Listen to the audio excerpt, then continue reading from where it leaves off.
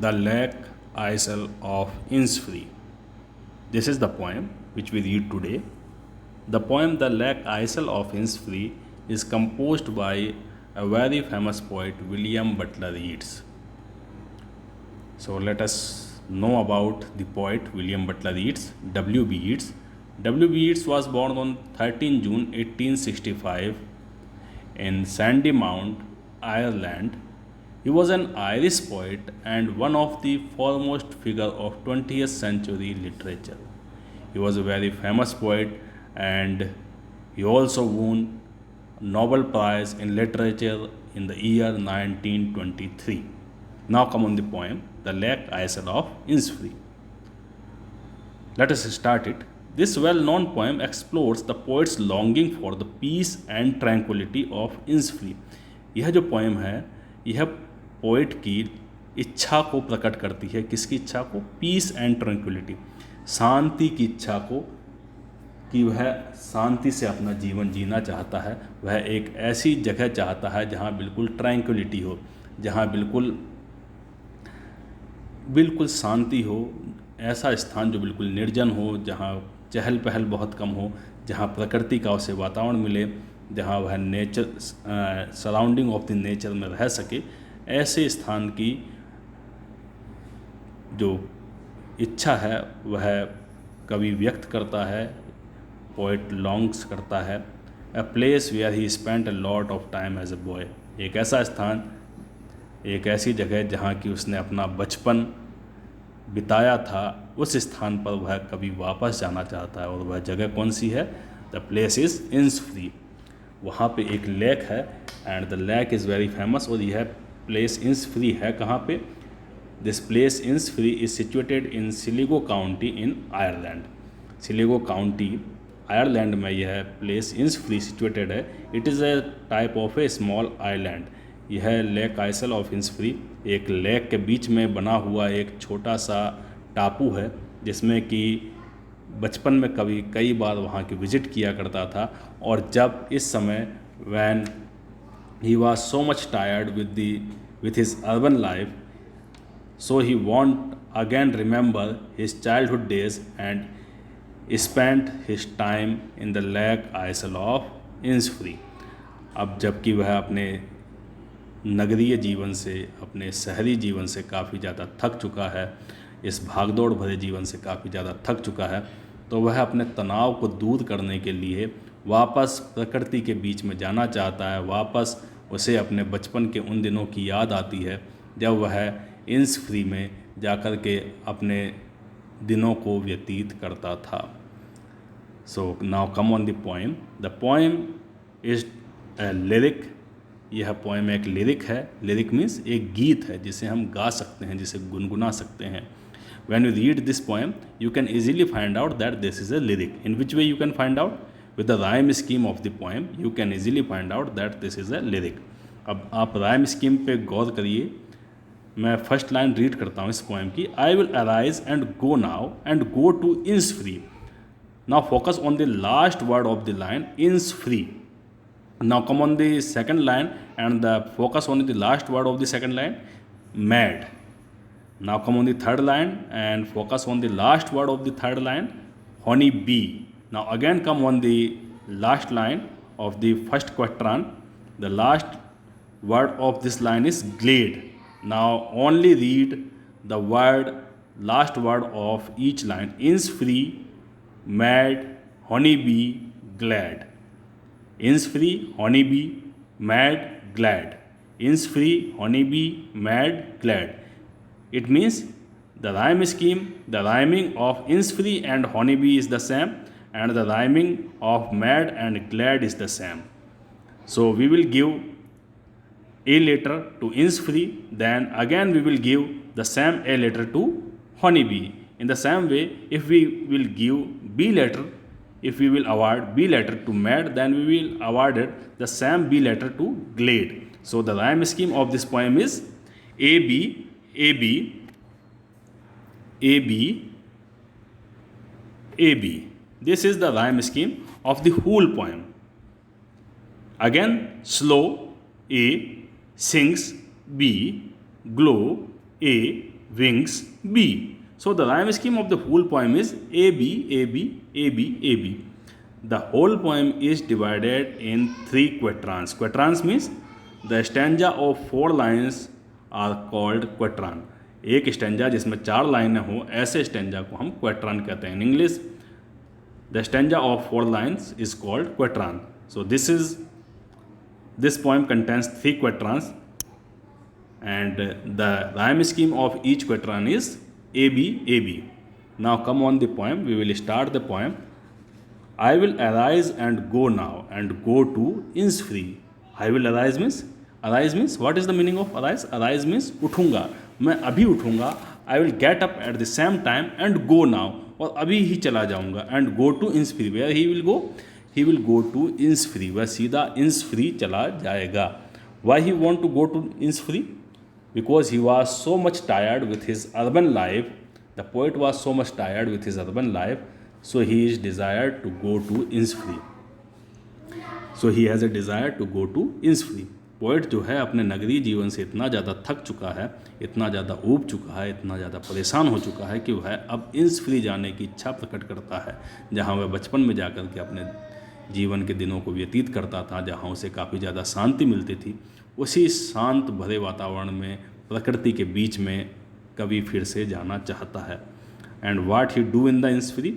And a small cabin built there. The poet want to build a small cabin there. Poet जो है वहाँ पे small cabin बनाना चाहता है, एक छोटा सा लकड़ी का घर बनाना चाहता है. ऑफ क्ले, किसका बनाना चाहता है? Of clay and wattles made. वह घर किसका बना होगा? क्ले का बना होगा, मिट्टी का बना होगा, वेटल्स का बना होगा. वेटल्स जो दीवारों को बनाने के लिए जो लकड़ियों की टहनियाँ और जो खपच्चियाँ काम में आती हैं, उनको वेटल्स कहा जाता है. तो वह लकड़ियों की टहनियों और खपच्चियों से उसकी छत बनाएगा, उसकी दीवारें जो है क्ले से वो बनाएगा. इस तरीके की एक कैबिन वहाँ पे बनाएगा और उस कैबिन में पोइट रहेगा. And he want to live in such a type of cabin. There he want to build a small wooden shelter, a small cabin there, and in that cabin he want to live very simply in that cabin. 9 bean rows will I have there.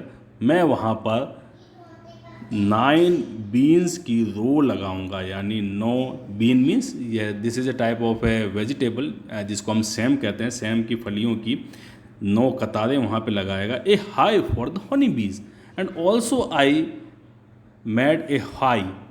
मैं वहाँ पे एक high भी बनाऊंगा, मैं वहाँ पे एक छत्ता भी बनाऊंगा. किसके लिए बनाऊंगा? हनी बीज के लिए. हनी बीज के लिए मैं वहाँ पे छत्ता बनाऊंगा. And live alone in the bee loud glade. और उनके बीच में मैं बिल्कुल अकेला रहूँगा. किनके बीच में? उन मधुमक्खियों की आवाज़ों के बीच में, उनकी भिनभिनाहट के बीच में, और उस जंगल के बीच में मैं बिल्कुल अकेला रहूँगा. इन दोनों के बीच में मैं अकेला एकांत से अपना जीवन व्यतीत करना चाहता हूँ. The poet want to live his life very tranquilly, very peacefully in the Innisfree, in the forest of Innisfree, and he want to live there totally alone. So this is the first stanza. Now come on the second stanza. And I shall have some peace there. और मुझे वहाँ पर कुछ शांति मिलेगी. The poet want some peace. यहाँ पे poem का जो एम है, जो उद्देश्य है, वो यहाँ पर क्लियर हो जाता है कि यह पोएम क्यों लिखी गई. यह पोएम हमें पोइट के बारे में क्या बताती है, उसकी किस परेशानी के बारे में इंडिकेट करती है. वह ये बताती है कि पोइट को कुछ शांति चाहिए. वह ट्रैंक्विलिटी की तलाश में है, वह पीस की तलाश में है, वह अपने आप को आइसोलेटेड करना चाहता है, इसलिए वह Innisfree जाना चाहता है. And I shall have some peace there, for peace comes dropping slow, dropping from the wells of the morning to where the cricket sings their midnights all a glimmer, and noon a purple glow, and evening full of the linnet's wings. अब poet जो है Innisfree जाना चाहता है और वहाँ अपने आप को शांति में रखना चाहता है, क्योंकि वह शहर के भागदौड़ भरे जीवन से बहुत ज़्यादा परेशान हो चुका है. So the poet is saying and I shall have some peace there, मुझे वहाँ पे थोड़ी सी शांति मिलेगी। For peace comes dropping slow, dropping from the veils of the morning to where the cricket sings. और पीस कहाँ से आती है? पीस आती है ड्रॉपिंग स्लो, यानी कि ड्रॉपिंग मीन्स आती है, कहाँ से आती है? Very slowly, dropping from the veils, किसके गिरने से आती है? वेल्स के गिरने से। और किसका वेल्स है वो? Veils of the morning, morning का जब पर्दा गिरता है, वेयर द क्रिकेट सिंग, जहाँ की क्रिकेट्स जो हैं, जो झींगुर जो हैं वो अपना गीत गाते हैं, वहाँ से शांति जो है आती हुई दिखाई देती है। यानी कि प्रातःकाल से लेकर के जब तक झींगुर गाना शुरू करते हैं तब तक शांति का साम्राज्य रहता है। प्रातःकाल से लेकर के झींगुर रात तक गाते रहते हैं, नाइट तक गाते रहते हैं, तब तक वहाँ बिल्कुल शांति ही शांति रहती है। यहाँ पे जो ये वेल्स ऑफ द मॉर्निंग है, here the poet is also using a figure of his peace, वह वेल्स ऑफ मॉर्निंग, यानी मॉर्निंग का पर्दा। मॉर्निंग में पर्दा नहीं होता, मॉर्निंग में फोग होता है। उस फोग को यहाँ पे पोइट ने वेल्स का एक रूपक दिया है, यानी यहाँ पे मेटाफोर का इसने यूज़ किया है। तो यहाँ एक फिगर ऑफ स्पीच का यूज़ हुआ है वेल्स ऑफ द मॉर्निंग में, तो इसको आप अंडरलाइन कर लीजिए, veils of the morning. There he is using a figure of speech and the name of the figure of speech is metaphor, metaphor,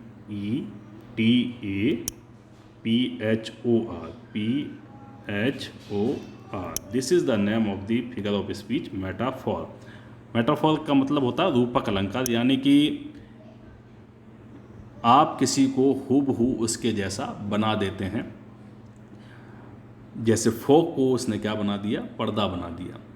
तो वेल्स ऑफ द मॉर्निंग का मतलब है मॉर्निंग में जब धुंध छाई रहती है और धुंध धीरे धीरे हटती है, धीरे धीरे धुंध खत्म होती है, उस समय तक वहाँ पर शांति विद्यमान रहती है, वहाँ पर पीसफुलनेस रहती है। जब तक क्रिकेट गाना गाते रहते हैं, जब तक क्रिकेट मीन्स झींगुर जो है अपना गीत गुनगुनाते रहते हैं, तब तक वहाँ पे शांति छाई रहती है। There Midnights all A glimmer. अब फिर कहता है कि वहाँ की जो मिडनाइट्स हैं वह ग्लीमर है, वह झिलमिलाती हुई, वह टिमटिमाहट भरी हुई है। ग्लीमर का मतलब झिलमिल करती हुई है। और झिलमिल कैसे करती है? जब मिडनाइट में आपको स्काई में you can see different types of stars in the sky, at that time you can find out the midnight is full of glimmer. तब आपको यह महसूस होता है कि जो वहाँ की मिडनाइट है वो किससे भरी हुई है? ग्लीमर से भरी हुई है,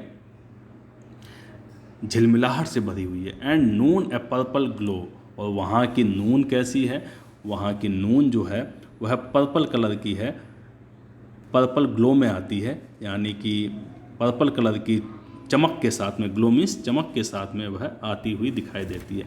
and evening full of the linnet's स्विंग, और जो इवनिंग है, जो वहाँ की सायंकाल है, जो वहाँ की शाम है, वह लिनेंट के पंखों से भरी हुई होती है। यानी कि उस झील के आसपास लिनेंट नाम के बहुत सारे बर्ड्स पाए जाते हैं, और जैसे ही इवनिंग होती है वह सारे के सारे बर्ड्स अपने अपने घरों की ओर, अपने अपने नेस्ट की ओर उड़ान भरते हैं। तो उनके पंखों से भरी हुई वहाँ की शाम होती है, वहाँ की जो दोपहर होती है वह पर्पल ग्लो से फिलअप होती है, यानी बैगनी आभा वाली होती है। और वहाँ की जो मिडनाइट्स हैं वह बहुत ही चमकीली होती हैं। So he is describing the natural phenomena of the Innisfree, of the island of Innisfree. तो पोइट यहाँ पे इंसफ्री आइलैंड के नेचुरल फिनोमिना को डिस्क्राइब करता है, उनकी जानकारी यहाँ पे देता है। Now come on the last stanza, the last stanza, I will arise and go now, मैं उठूँगा और अभी जाऊँगा। यानी पोइट की इतनी ज़्यादा हार्दिक इच्छा है कि वह एक सेकंड की, एक पल की भी देरी नहीं करना चाहता, वह अभी के अभी इंसफ्री पहुंचना चाहता है। So he is saying I will arise and go now, for always night and day I hear the lake water lapping with low sounds by the shore. क्योंकि रात हो चाहे दिन हो, मैं उस लेक के वाटर की लैपिंग की साउंड, उस लेक के वाटर की छप छप करने की आवाज़, पानी की छपछपाहट की आवाज़ मेरे कानों में दिन और रात लगातार घूमती रहती है। With low sounds by the शोर, जो कि लो साउंड्स है, जबकि वह उस झील का पानी शोर से यानी किनारों से टकराता है, तो उसकी छपछपाहट की जो आवाज़ है मेरे कानों में दिन रात लगातार बजती रहती है। While I stand on the roadways और ऑन द पेवमेंट ग्रे, चाहे मैं सड़क पर हूँ या पेवमेंट पे हूँ यानी पैदल मार्ग पे हूँ, हमेशा मेरे दिमाग में क्या चलता रहता, I hear it in the deep heart score, मैं उसे हृदय की गहराइयों में महसूस करता हूँ। किसको महसूस करता हूँ?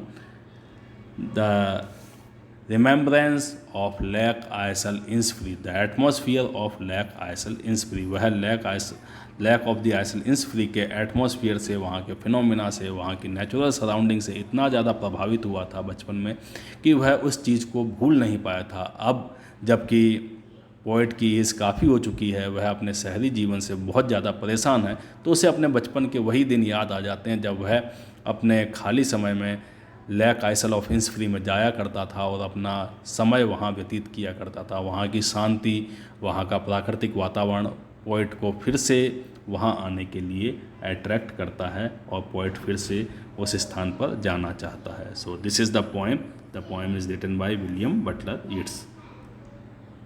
Thank you.